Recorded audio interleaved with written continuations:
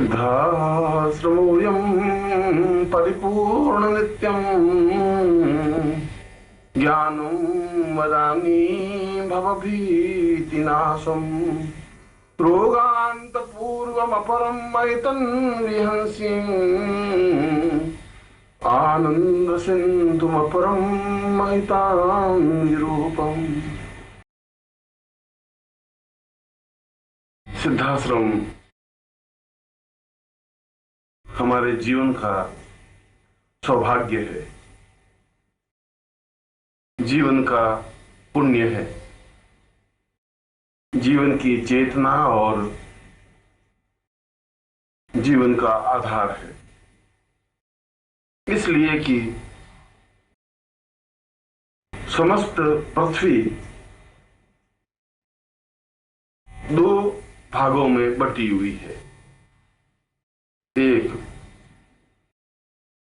उसकी भौतिक चेतना है तो दूसरी उसकी आध्यात्मिक चेतना। व्यक्ति भौतिकता की ओर तेजी के साथ बढ़ता है, दौड़ता है, भौतिकता को अपनाता है, परंतु भौतिकता के पीछे दुख, दुर्भाग्य और मृत्यु छिपी हुई होती है। यदि भौतिकता विज्ञान की प्रगति में सहायक है तो विज्ञान के माध्यम से अणु और परमाणु बमों का निर्माण होता है और ये बम, ये प्रक्षेपास्त्र मनुष्य जाति को संहार करने में अग्रणी है। अब तो ऐसे ऐसे अस्त्र बन चुके हैं कि उनके माध्यम से संपूर्ण पृथ्वी को कुछ ही क्षणों में समाप्त किया जा सकता है। यह भयावह स्थिति है और उसका दूसरा पक्ष है आध्यात्मिकता का, जो प्रेम, शांति, सुख, सौभाग्य और पूर्णता देने में समर्थ है, जिसके माध्यम से आनंद की उपलब्धि और अनुभूति होती है। मनुष्य जीवन भी अपने आप में पूर्ण सृष्टि का एक अंश है। उसके अंदर भी दोनों प्रवृत्तियां काम करती रहती हैं, भौतिक या आसुरी प्रवृत्तियां और दूसरी आध्यात्मिक प्रवृत्तियां। भौतिक प्रवृत्तियों की वृद्धि से मनुष्य जीवन में चिंताएं, परेशानियां, कठिनाइयां, तनाव और मृत्यु व्याप्त होती है। मनुष्य छटपटाता है, परेशान रहता है, तनावग्रस्त रहता है, उसे सुख की अनुभूति नहीं होती, वह शांति का अर्थ नहीं समझ पाता, वह आनंद के चरमोत्कर्षता को स्वीकार नहीं कर पाता, उसे ज्ञान ही नहीं होता कि आनंद क्या है, सुख क्या है, संतोष क्या है, सौभाग्य क्या है। सिद्धाश्रम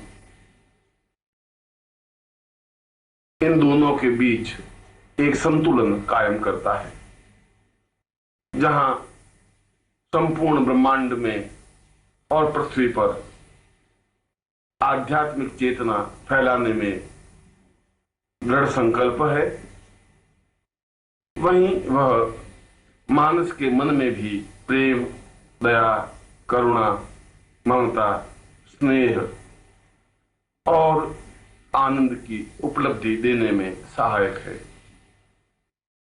इसीलिए तो योगियों ने और शास्त्रों में सिद्धाश्रम को जीवन की पूर्णता और सौभाग्य स्वीकार किया है।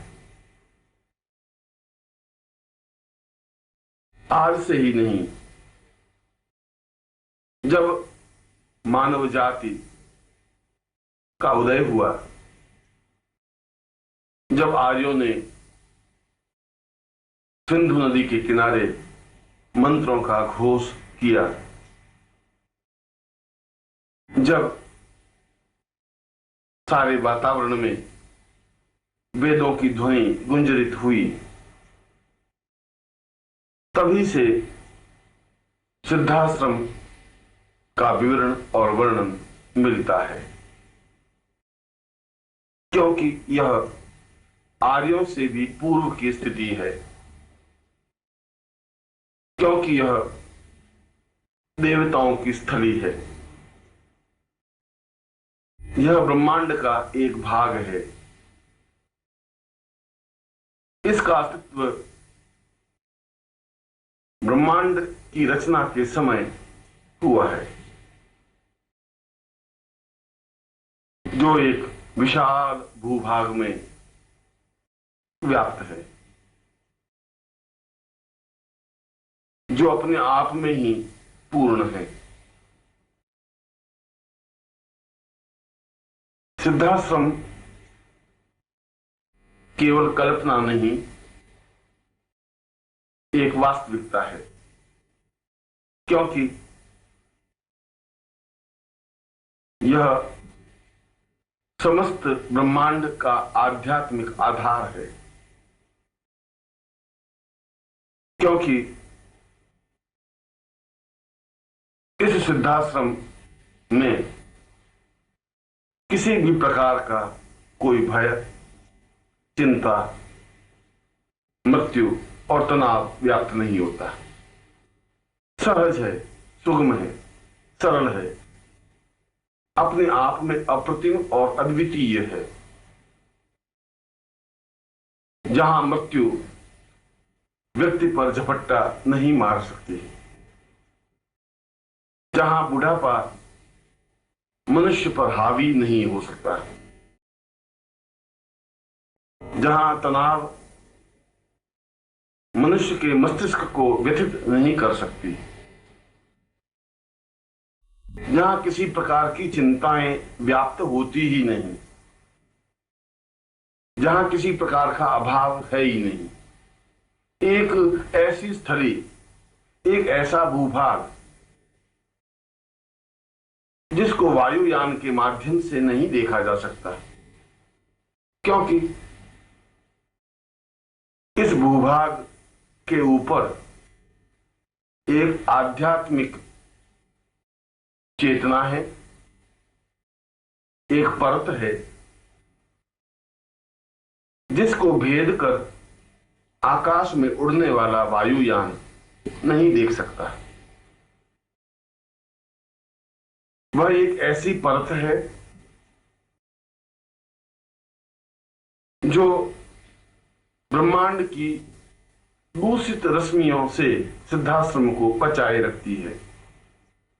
इसीलिए तो वहां मृत्यु नहीं होती, इसीलिए तो वहां बुढ़ापा व्याप्त नहीं होता, इसीलिए तो वहां चिंताएं और तनाव नहीं होता, जहां केवल आनंद है, उमंग है, उत्साह है, जोश है, सुख और सौभाग्य है, आनंद की परिपूर्णता है, ब्रह्मानंद की श्रेष्ठता है। वही तो सिद्धाश्रम है। इस सिद्धाश्रम के संस्थापक और संचालक गुरुदेव स्वामी सच्चिदानंद जी हैं, जो मनुष्यों, योगियों, मुनियों और आर्यों से ही नहीं,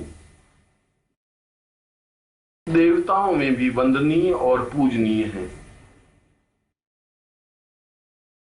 जिनकी स्तुति शेषनाग ने अपने सहस्त्र फणों से की है। जिनकी आराधना गणपति ने स्वयं अपने मुंह से उच्चरित की है, जिन के बारे में ब्रह्मा, विष्णु और महेश स्वयं प्रशंसा करते हुए नहीं थकते, जो मनुष्य देह में अपने आप में देवता और देवताओं से भी ऊपर ब्रह्म है, ब्रह्म के साक्षीभूत स्वरूप है। क्योंकि शास्त्रों में ब्रह्म के बारे में कहा गया है कि वह अजन्मा है, वह अमृत्यु युक्त है, वह अदृश्य है, वह आकारहीन है, उसको देखा नहीं जा सकता, पर फिर भी उसका अस्तित्व है। ब्रह्म के साक्षात मूर्तिमंत साकार स्वरूप है, जो ब्रह्मा, विष्णु, महेश और देवताओं से भी पूजनीय है, पर जिनका आकार है, जिनकी देह है, जिनकी चेतना है, जिनका स्पंदन है, जिनको देखने से समस्त देवताओं के दर्शन स्वतः हो जाते हैं, जिनके पास बैठने से पूरे ब्रह्मांड की सामीप्यता अनुभव होती है, जिनकी आंखों में करुणा का अथाह प्रवाह है, जिनके चेहरे पर हजारों हजारों सूर्य और शीतलता के प्रतीक चंद्रमा की ज्योत्सना विद्यमान है, जिनका सारा शरीर अपने आप में ब्रह्मांडमय है, जो अपने आप में ही अद्वितीय है, जिनकी तुलना नहीं हो सकती, जिनके माध्यम से सिद्धाश्रम गतिशील है, जिनके द्वारा सिद्धाश्रम संचालित है, जिनके द्वारा सिद्धाश्रम में चेतना और स्पंदन आ सका है। इसीलिए तो योगियों ने सिद्धाश्रम को एक पूर्ण आयाम कहा है, जिनका भूभाग अत्यंत व्यापक और विस्तृत है, जहां 24 घंटे चंद्रमा की शीतलता और सूर्य की मधुर उष्णता बनी रहती है, न जहां पर अत्यधिक गर्मी है न सर्दी, जहां अपने आप में सुरभिमय प्रकृति और वासंती पवन गतिशील बना रहता है, जहां हजारों हजारों प्रकार के पुष्प विकसित हैं, जो मुरझाते नहीं, टूट कर गिरते नहीं, उन अपूर्व अद्वितीय पुष्पों की छटा से सारा वातावरण अपने आप में आनंद युक्त बना रहता है। स्थान स्थान पर झरनों का कलरव, नदियों का प्रवाह, पर्वतों की हुंकार और वातावरण की चेतना असीम आनंद की अनुभूति कराती है। जिस भूभाग में सैकड़ों और हजारों वर्ष की आयु प्राप्त योगी साधनारत हैं, विचरण करते रहते हैं, तपस्या में संलग्न हैं, जिनकी शुभ्र और श्वेत दाढ़ी, देदीप्यमान चेहरा और अत्यंत मधुर आनंददायक देह यष्टि देवताओं की साक्षी को स्पष्ट करती हैं, जिनके पूरे शरीर से तपस्या की किरणें विदीर्ण होती रहती हैं और चारों ओर के वातावरण को आनंद युक्त बनाए रखती हैं। स्थान स्थान पर इन योगियों की उपस्थिति से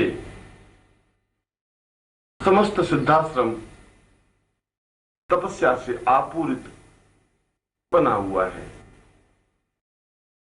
जिनके पास बैठने से ही सिद्धियां स्वयं जयमाला पहनाने को आतुर रहती हैं,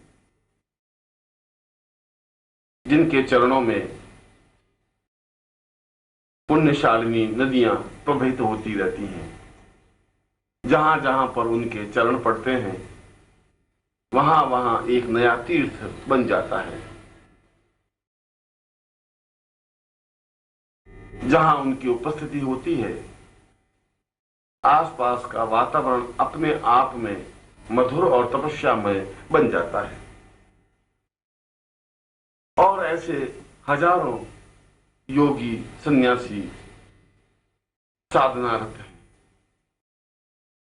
जिनको देखा जा सकता है, जिनको स्पर्श किया जा सकता है, जिनके चरणों में बैठा जा सकता है, जिनके प्रवचन सुने जा सकते हैं, जिनसे साधनाएं सीखी जा सकती हैं और जिनकी उपस्थिति से जीवन को पवित्र और दिव्य बनाया जा सकता है।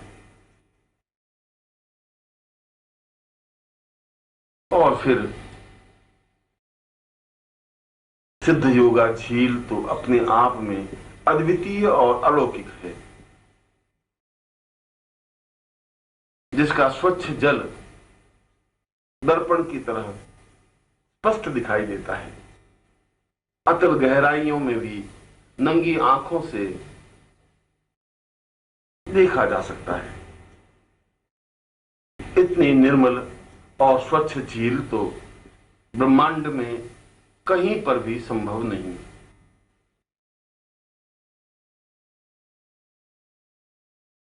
विस्तार से फैली हुई इस झील का पानी निरंतर प्रवहमान है, गतिशील है।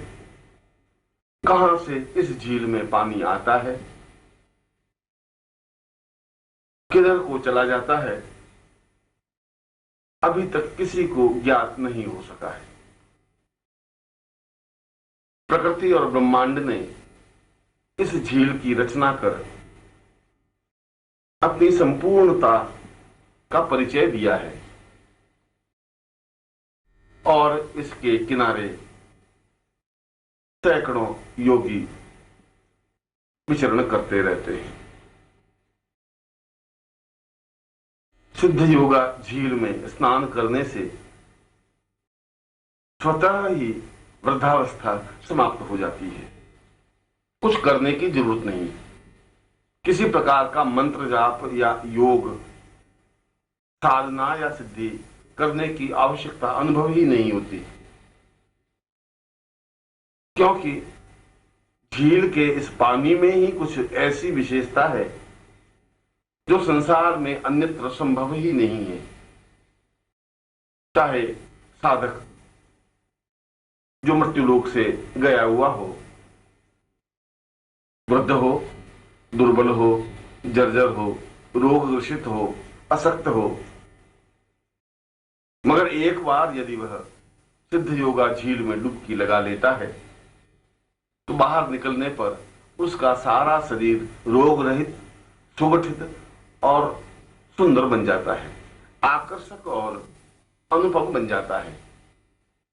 वृद्धता समाप्त हो जाती है, चेहरा सुंदर और प्रभावपूर्ण बन जाता है, सारा शरीर अपने आप में दिव्य और चैतन्य युक्त बन जाता है। ऐसा लगता है कि जैसे पूरे शरीर का कायाकल्प हो गया हो। वृद्धावस्था तो व्याप्त हो ही नहीं सकती। रोग ऐसे व्यक्ति को स्पर्श कर ही नहीं सकते। वह अपने आप में ही पवित्र और दिव्य बन जाता है। ऐसी ही सिद्ध योगाशील अपने आप में ही वरदानमयी है, प्राण चेतनामयी है, जिसके किनारे स्फटिक की नौकाएं पड़ी हुई हैं और कोई भी साधिका या साधक, योगी या सन्यासी इन स्फटिक नौकाओं के माध्यम से सिद्ध योगा झील में विचरण कर सकते हैं, आनंद ले सकते हैं, प्रकृति की श्रेष्ठता का अवलोकन कर सकते हैं। और फिर साधक ही नहीं, योगी और सन्यासी ही नहीं, साधिकाएं और अप्सराएं भी इस सिद्ध योगा झील और सिद्धाश्रम में यत्र तत्र विचरण करती ही रहती हैं। शास्त्रों में जिन अप्सराओं का वर्णन हम पढ़ते हैं या अनुभव करते हैं, चाहे वह रंभा हो, मेनका हो, उर्वशी हो, तिलोत्तमा हो, नाभिदर्शना हो और पुण्यदाया हो, वे सभी इस सिद्ध योगा झील के किनारे दृष्टिगोचर हो जाती हैं। और यही नहीं, अपितु शास्त्रों में जिन 1008 अप्सराओं का वर्णन मिलता है, किन्नरियों का विवरण मिलता है, देवांगनाओं का विवरण प्राप्त होता है, वे सभी तो सिद्धाश्रम में अपनी आंखों से देख सकते हैं, उनसे बात कर सकते हैं, उनका अनुभव किया जा सकता है, उनसे वार्तालाप किया जा सकता है, उनके पास बैठा जा सकता है।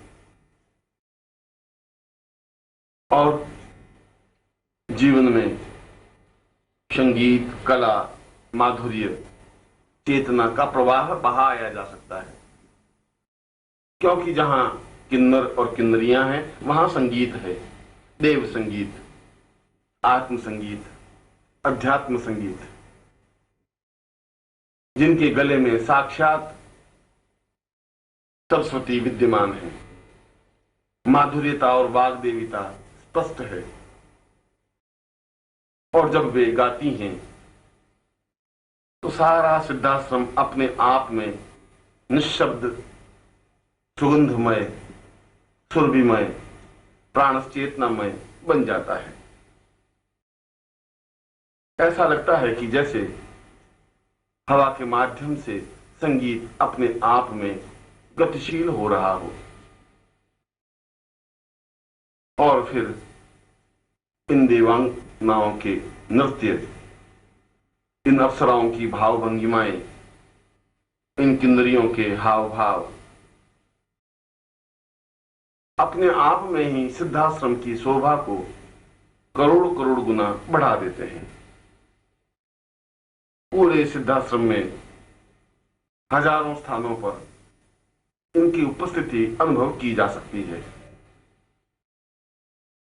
इनकी खिलखिलाहट और मुस्कुराहट देखी जा सकती है, इनकी सहज हंसी और माधुर्यता अनुभव की जा सकती है, क्योंकि यहां किसी प्रकार का दुराव छुपाव नहीं है, आंखों में किसी प्रकार का मैल या गंदगी नहीं है, होठों पर किसी प्रकार की कटुता या वैर नहीं है।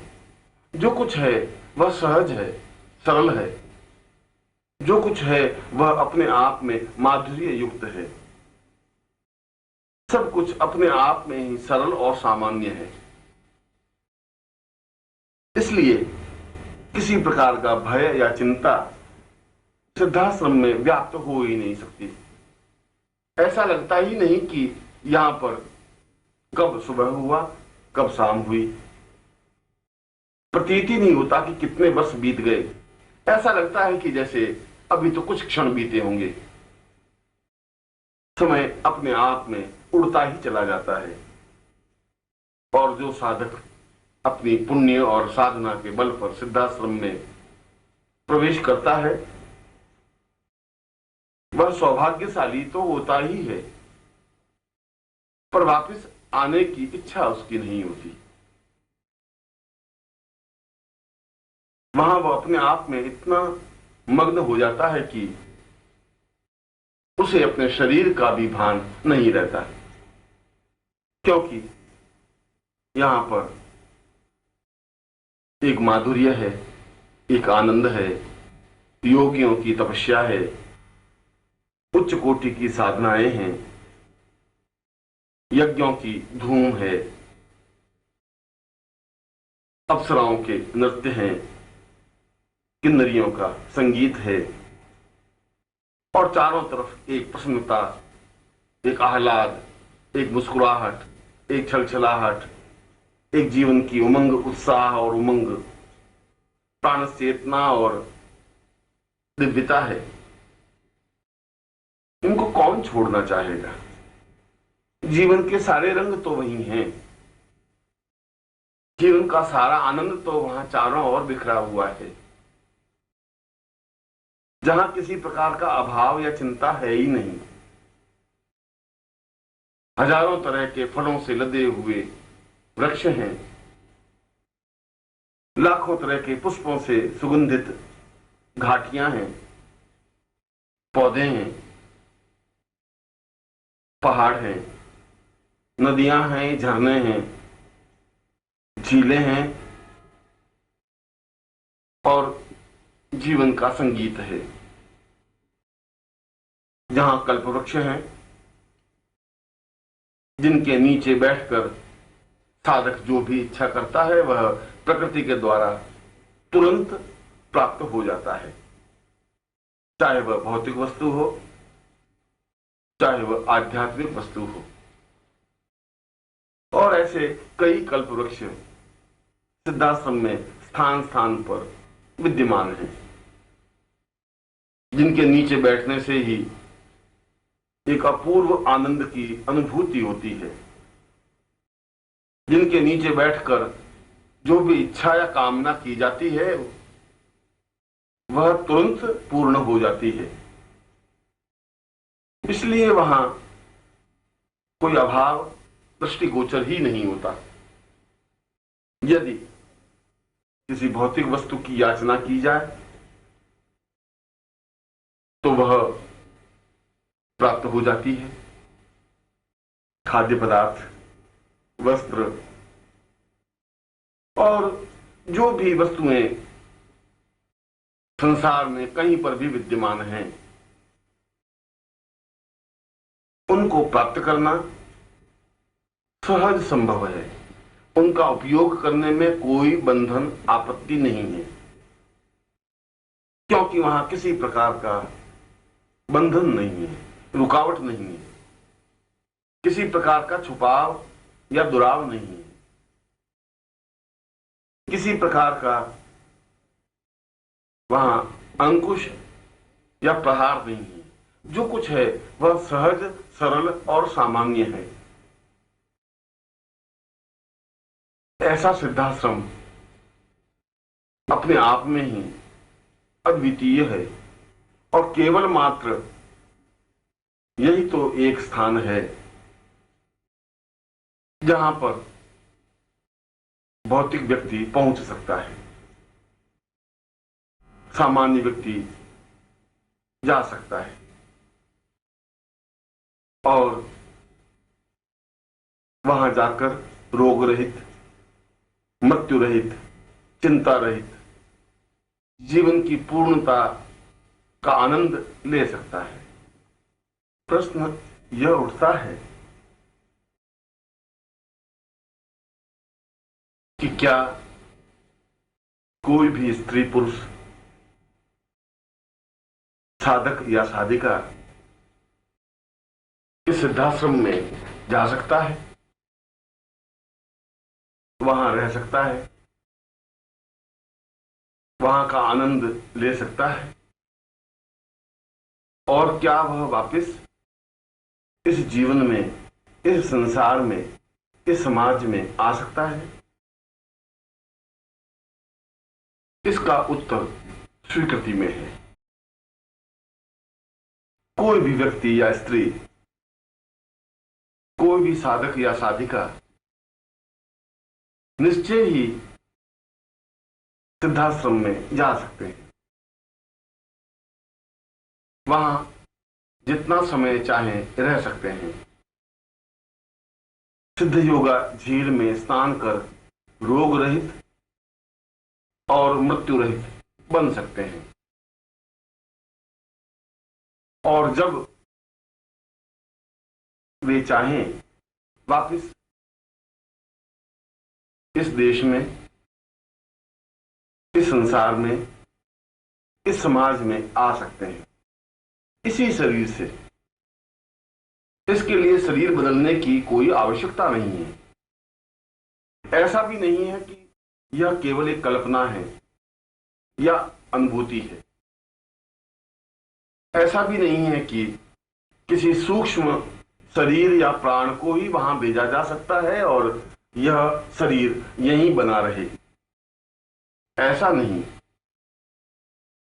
जो हमारा शरीर है, जितना हमारा आकार प्रकार है, इस पूरे शरीर को हम सिद्धाश्रम में ले जा सकते हैं, या दूसरे शब्दों में हम चलकर, गतिशील होकर सिद्धाश्रम में पहुंच सकते हैं।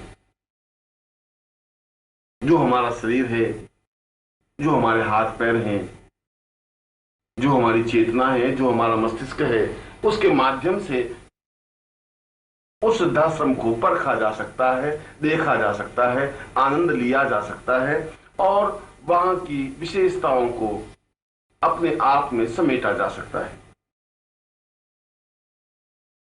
हाँ, इसके माध्यम से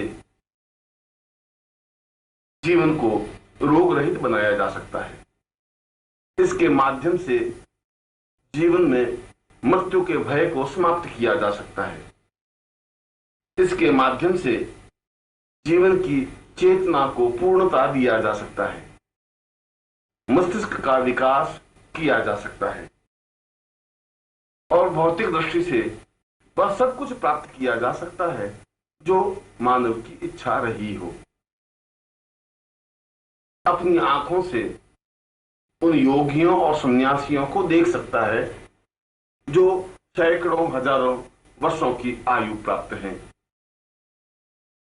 उनके साथ बैठ सकता है, उनकी सेवा कर सकता है, उन्हें स्पर्श कर सकता है, उनके प्रवचन सुन सकता है, उनके द्वारा बताई हुई विधि से साधना संपन्न कर सकता है, यज्ञों में भाग ले सकता है, देवताओं के दर्शन कर सकता है और अप्सराओं के नृत्य और सुंदरियों के हाव भाव को अनुभव कर सकता है, पहचान सकता है, देख सकता है, अनुभव कर सकता है। और ऐसा होना ही चाहिए, क्योंकि जीवन की पूर्णता तो तभी है कि जब हम सिद्धाश्रम में उन योगियों और सन्यासियों के दर्शन करें जिनका वर्णन हमारे शास्त्रों में, पुराणों में आया है। हम कृष्ण के साक्षात विग्रह को देखें, उनको पहचानें, भीष्म के पास रहें, कृपाचार्य का अनुभव करें, राम और बुद्ध को देख सकें, अनुभव कर सकें, शंकराचार्य के पास बैठकर संन्यास की और साधना की बारीकियों को परख सकें और परम पूज्य गुरुदेव स्वामी सच्चिदानंद जी के दर्शन कर जीवन को धन्य कर सकें, जीवन को पूर्णता दे सकें, जीवन में आनंद की वृष्टि कर सकें। यह सब कुछ संभव है और ऐसा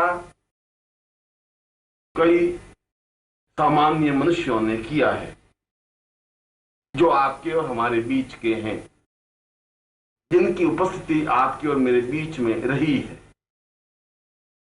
जो इसी समाज के व्यक्ति हैं, जो आपकी तरह हाड़ मांस से निर्मित हैं, वे सिद्धाश्रम में गए हैं, इन सब का अनुभव किया है,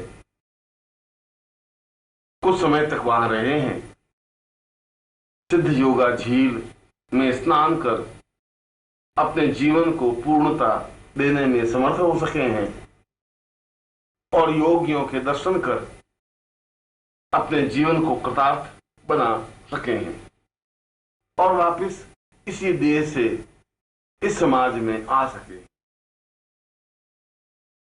यदि वे ऐसा कर सकते हैं तो आप भी ऐसा कर सकते हैं। आवश्यकता है दृढ़ निश्चय की, आवश्यकता है संकल्प शक्ति की, आवश्यकता है चिंतन और विचार की, आवश्यकता है विश्वास और श्रद्धा की। प्रश्न यह उठता है कि किन विधियों से या किन तरीकों से सिद्धाश्रम में प्रवेश किया जा सकता है। यह कार्य कोई बहुत कठिन और असंभव नहीं है, अत्यंत सहज और सरल है। इसके दो प्रकार हैं। एक प्रकार तो साधना के माध्यम से है, जब साधक सिद्धाश्रम दीक्षा प्राप्त करे गुरु से और उस पूरे शरीर में सिद्धाश्रम दीक्षा का संचरण करे। ये दीक्षा अपने आप में सामान्य और सरल नहीं होती। यह तो जब आपके मन में हिलोर उठे,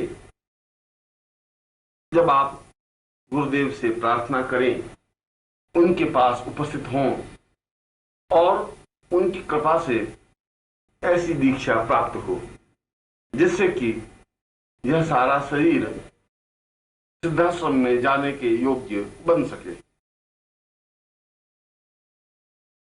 जब ऐसी दीक्षा संपन्न हो जाए तब गुरुदेव के बताए हुए तरीके से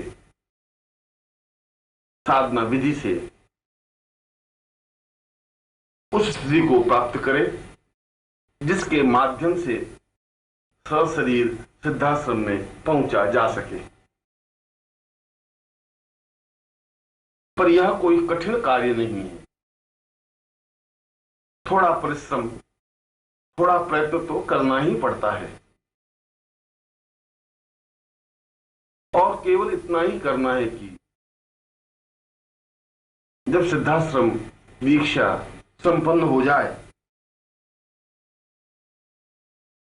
तो 10 महाविद्याओं से 3 महाविद्याएं संपन्न कर ले गुरुदेव के द्वारा बताई हुई विधि से।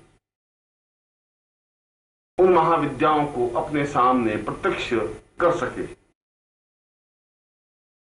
प्रत्येक महाविद्या को सिद्ध करने का एक तरीका है जिसके द्वारा साधना विधि मंत्र जप संपन्न करने से महाविद्याएं सिद्ध होती ही हैं और वे महाविद्याएं चाहे वह बगलामुखी हो, चाहे कमला हो, चाहे छिन्नमस्ता हो, धूमावती हो या काली हो, वह सामने प्रत्यक्ष होती ही है। जब 3 महाविद्याएं सिद्ध हो जाती हैं तब सिद्धाश्रम साधना संपन्न करे और फिर सशरीर सिद्धाश्रम में प्रवेश करे। फिर कोई रोक टोक नहीं है, फिर किसी प्रकार का व्यवधान नहीं है। फिर उसमें वह क्षमता प्राप्त हो जाती है जिसके माध्यम से वह स्वयं अपनी इच्छा शक्ति के माध्यम से सशरीर सिद्धाश्रम में जाए, वहां विचरण करे, जब तक इच्छा हो तब तक वहां रहे और पुनः इच्छा होने पर इस समाज में आ जाए। यह तो एक प्रकार हुआ। एक दूसरा प्रकार भी है जिसके माध्यम से सिद्धाश्रम में प्रवेश पाया जा सकता है। वह है सिद्धाश्रम साधना। पहले साधक गुरुदेव से सिद्धाश्रम दीक्षा प्राप्त करे और अपने सारे शरीर में सिद्धाश्रम स्थापना करे, चेतना युक्त बनाए, ऊर्जा युक्त बनाए, और यह सिद्धाश्रम दीक्षा के द्वारा संभव है। इसके बाद गुरुदेव की बताई हुई विधि से सिद्धाश्रम साधना को पूर्ण मनोयोग पूर्वक संपन्न करे, जिसमें सिद्धाश्रम यंत्र, सिद्धाश्रम प्राणस चेतना प्रयोग, सिद्धाश्रम ऊर्जा प्रयोग, प्राणवायु प्रयोग, प्राणस चेतना प्रयोग संपन्न करे। इससे सारा शरीर अपने आप में दिव्य और चैतन्य बन जाता है। अपने आप में ही ऐसी सिद्धि प्राप्त हो जाती है जिसके माध्यम से साधक सिद्धाश्रम में प्रवेश पा सके। मात्र 11 लाख मंत्र जप के द्वारा इस प्रकार की अलौकिक सिद्धि को प्राप्त कर सकता है, जिससे पवन वेग के द्वारा पूरे शरीर को एक स्थान से दूसरे स्थान पर ले जाया जा सके, सिद्धाश्रम में प्रवेश कर सके, वहां रह सके और पुनः सिद्धाश्रम से इस समाज में आ सके, क्रियाकलाप संपन्न कर सके, वहां की अनुभूतियों को, वहां के अलौकिक आनंद को अनुभव कर सके, देख सके, समझ सके। यह तरीका भी अपने आप में सरल और शास्त्रोचित है, जिसे संपन्न कर कई साधकों ने इस क्रिया को संपन्न किया है, जिसके माध्यम से वे सिद्धाश्रम में जा सके हैं, वहां का आनंद ले सके हैं। आवश्यकता है दृढ़ निश्चय की, आवश्यकता है इस चिंतन की कि मुझे हर हालत में, हर स्थिति में गुरुदेव की सामीप्यता प्राप्त करनी ही है, उनसे सिद्धाश्रम दीक्षा लेनी ही है, उनसे सिद्धाश्रम साधना प्राप्त करनी ही है और इस साधना को पूर्णता के साथ संपन्न करनी ही है। जब साधक ऐसा निश्चय कर लेता है तो फिर उसके मार्ग में किसी प्रकार की कोई रुकावट या बाधा व्याप्त नहीं होती, फिर किसी प्रकार की कोई अड़चन आती ही नहीं। फिर तो उसका मार्ग अपने आप में ही प्रशस्त और सरल हो जाता है, क्योंकि गुरुदेव की उपस्थिति तो प्रत्येक क्षण उसके साथ रहती ही है, क्योंकि वह गुरुदेव से दीक्षा प्राप्त होता है। और तीसरा एक और प्रकार है, एक और तरीका है जिसके माध्यम से भी सिद्धाश्रम में प्रवेश पाया जा सकता है। यह है गुरु के साथ सिद्धाश्रम में प्रवेश करने की स्थिति। पर इसके लिए जरूरी है कि वह शिष्य हो और इससे भी ज्यादा जरूरी हो कि वह सेवा के माध्यम से गुरु की कृपा प्राप्त करे। वह किसी साधना के माध्यम से गुरु की प्रसन्नता प्राप्त नहीं करता। वह किसी मंत्र जाप के माध्यम से गुरु की कृपा प्राप्त नहीं करता। उसे तो केवल सेवा का ज्ञान है। सेवा का तात्पर्य है गुरुदेव की जो इच्छा हो उसे पूर्णता दे, उनके बताए हुए कार्यों को संपन्न करे। वे कौन सा कार्य सौंपते हैं, किस तरीके से सौंपते हैं, यह तो वे जाने। शिष्य उसमें व्यवधान नहीं डाले, नानुच नहीं करे, इस प्रकार के कार्यों में तर्क वितर्क नहीं करे। जो कहे वह करे, पूर्णता के साथ और मनोयोग पूर्वक करे। और इस सेवा के माध्यम से भी गुरुदेव की प्रसन्नता प्राप्त की जा सकती है। पर इसके लिए जरूरी है कि गुरु वह हो जो सिद्धाश्रम में गया हुआ हो, जिसको सिद्धाश्रम में जाने का ज्ञान हो, जो इससे पहले भी सिद्धाश्रम गया हो, जिसकी उपस्थिति सिद्धाश्रम में रही हो, वही तो अपने शिष्य को सिद्धाश्रम में ले जा सकता है। प्रत्येक गुरु के लिए यह संभव नहीं होता कि वह शिष्य को सिद्धाश्रम ले जा सके। जो स्वयं नहीं जा सका वह दूसरों को कैसे ले जाएगा? जिसमें खुद में चेतना नहीं है वह दूसरों को चेतना कैसे दे सकता है? पाखंड और ढोंग से, प्रदर्शन और दिखावे से तो सिद्धाश्रम में प्रवेश नहीं पाया जा सकता। इसके लिए तो ऐसे सशक्त गुरु की जरूरत है जो सिद्धाश्रम का योगी हो, जो सिद्धाश्रम में गया हुआ हो, जिसको सिद्धाश्रम के रास्तों का ज्ञान हो, जो सशरीर सिद्धाश्रम में प्रवेश पाने का आकांक्षी हो, जो इससे पहले भी अपने शरीर के साथ सिद्धाश्रम में विचरण कर चुका हो। ऐसी ही गुरु की आवश्यकता इसमें होती है। और यदि जीवन में ऐसे गुरु मिल जाएं, तो फिर एक क्षण भी चूकना उचित नहीं। जीवन के जिस मोड़ में भी वह मिल जाएं, जीवन के जिस स्थिति में भी ऐसे गुरु दिख जाएं, दौड़कर उनके चरणों को पकड़ लेना ही जीवन की पूर्णता है। उनके चरणों से लिपट जाना ही जीवन की श्रेष्ठता है। उनके चरणों से एकाकार हो जाना ही जीवन की प्रामाणिकता है। और ऐसी स्थिति आने पर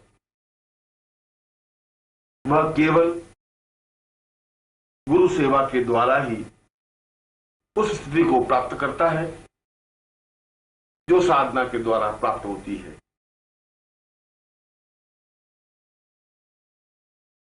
फिर उसे मंत्र जाप की जरूरत नहीं होती, फिर उसे साधना की जरूरत नहीं होती, फिर उसे महाविद्याएं सिद्ध करने की आवश्यकता नहीं होती, क्योंकि गुरु में तो समस्त महाविद्याएं स्वतः समाहित होती हैं।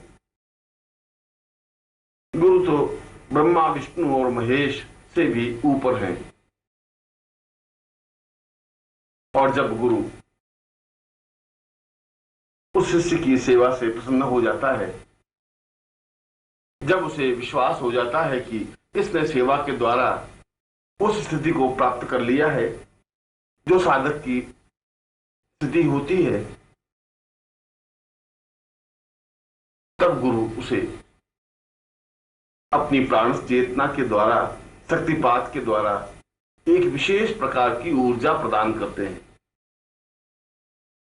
जिसके माध्यम से उस शिष्य की सारी चेतना, सारा शरीर अपने आप में ही प्राणवान और वेगवान हो जाता है। हजारों लाखों मील की यात्रा वह कुछ ही मिनटों में संपन्न कर सकता है। तब गुरुदेव किसी एक विशेष समय में उस शिष्य को अपने साथ सिद्धाश्रम में ले जाते हैं। उस शिष्य को सिद्धाश्रम से परिचित कराते हैं और वह शिष्य या शिष्या सशरीर सिद्धाश्रम में विचरण कर सकती है। उसे भी वही स्थिति प्राप्त होती है जो साधक को प्राप्त होती है। उसे भी वही स्थिति प्राप्त होती है जिसके माध्यम से वह जितना समय चाहे सिद्धाश्रम में रह सकता है, उन योगियों के दर्शन कर सकता है, क्योंकि गुरु तो वहां पर भी वंदनीय होता है, क्योंकि वह इससे पहले कई बार सिद्धाश्रम जा चुका होता है। मां की प्रत्येक घटना का वह साक्षीभूत स्वरूप होता है। वहां के कण कण से वह परिचित होता है और ऐसा शिष्य सेवा के द्वारा, गुरुदेव के द्वारा दी हुई शक्तिपात के द्वारा, गुरुदेव के द्वारा प्रदान की हुई प्राण चेतना के द्वारा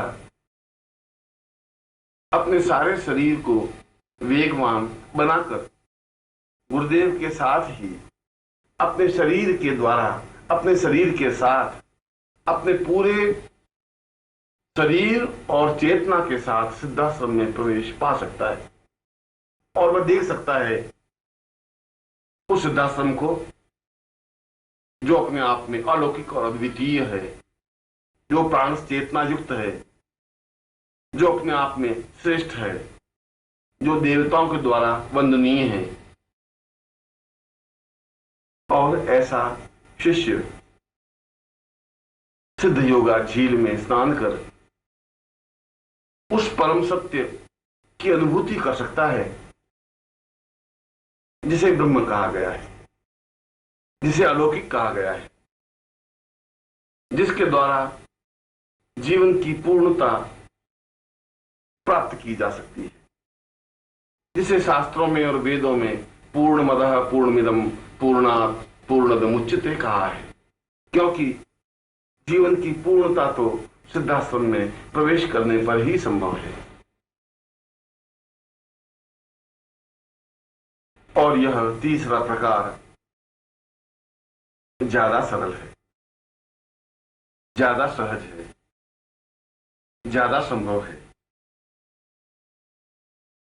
पर यह सेवा किसी स्वार्थ से प्रेरित नहीं है। जब शिष्य आकांक्षा लेकर के सेवा करता है तो उसमें स्वार्थ की दुर्गंध आती है।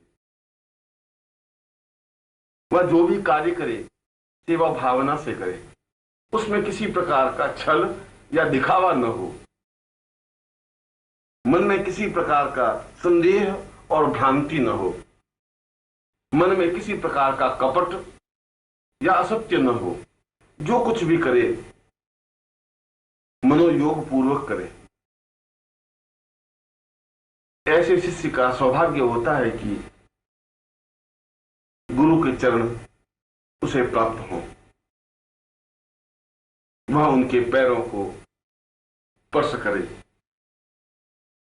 उनकी सेवा करे, उनके शरीर को मंदिर समझे, उनके प्राणों को देवता स्वरूप समझे, उनकी आज्ञा को वेद वाक्य अनुभव करे और जो कुछ कार्य करे उसमें आनंद के साथ करे, उत्साह के साथ करे, प्रेरणा और उमंग के साथ करे।